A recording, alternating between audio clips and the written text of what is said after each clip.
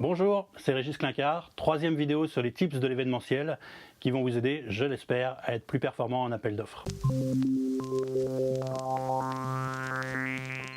Aujourd'hui, on va parler des réunions de créa.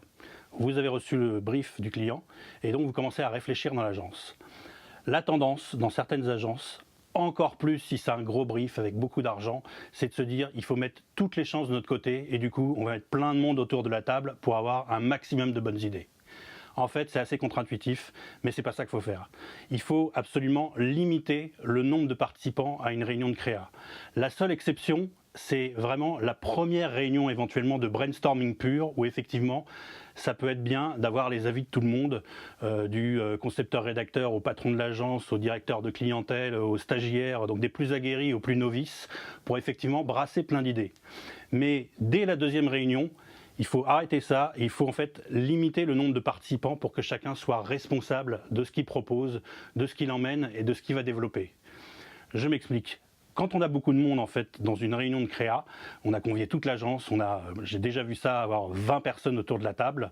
Le problème c'est que les gens déjà doivent justifier leur présence. Donc tout le monde propose une idée, y compris des idées pas du tout faisables, ce qui est le principe d'un brainstorm, on a le droit que ce soit pas réalisable. Le problème c'est que chacun est amené finalement à donner plein de petites idées, pas forcément en tenant compte de sa pertinence, et surtout se dit de toute façon c'est pas moi qui vais avoir à le développer derrière, donc c'est pas très grave.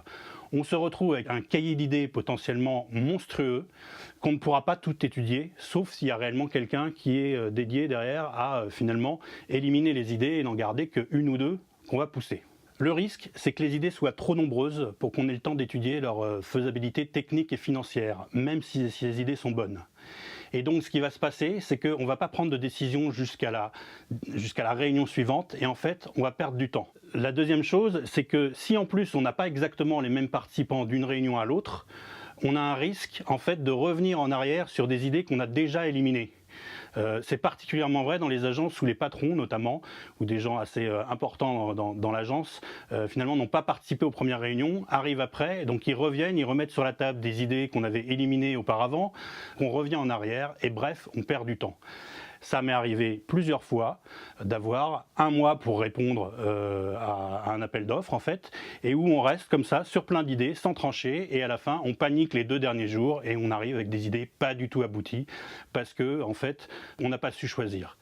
Au final, on aurait été plus performant, on aurait eu une meilleure reco en s'arrêtant assez tôt dans la réflexion sur une ou deux idées, mais pour les pousser à fond, pour réellement les étudier tant sur un plan technique que budgétaire, pour évidemment produire des beaux refs, une belle scéno, tout ça qui demande du temps évidemment, et pour arriver avec une reco vendeuse où les clients puissent se dire, même si c'est pas l'idée du siècle, oh là là, c'est bien, je m'y vois, je comprends comment ça marche, ça a l'air d'être étudié à fond, j'ai plus qu'à mettre la clé dans le contact. Voilà, c'est tout pour aujourd'hui. Merci de m'avoir suivi. J'espère vous retrouver bientôt dans une prochaine vidéo. Comme d'habitude, je vous invite, si vous ne l'avez pas déjà fait, à vous abonner à la chaîne pour ne pas rater les vidéos suivantes. Merci beaucoup.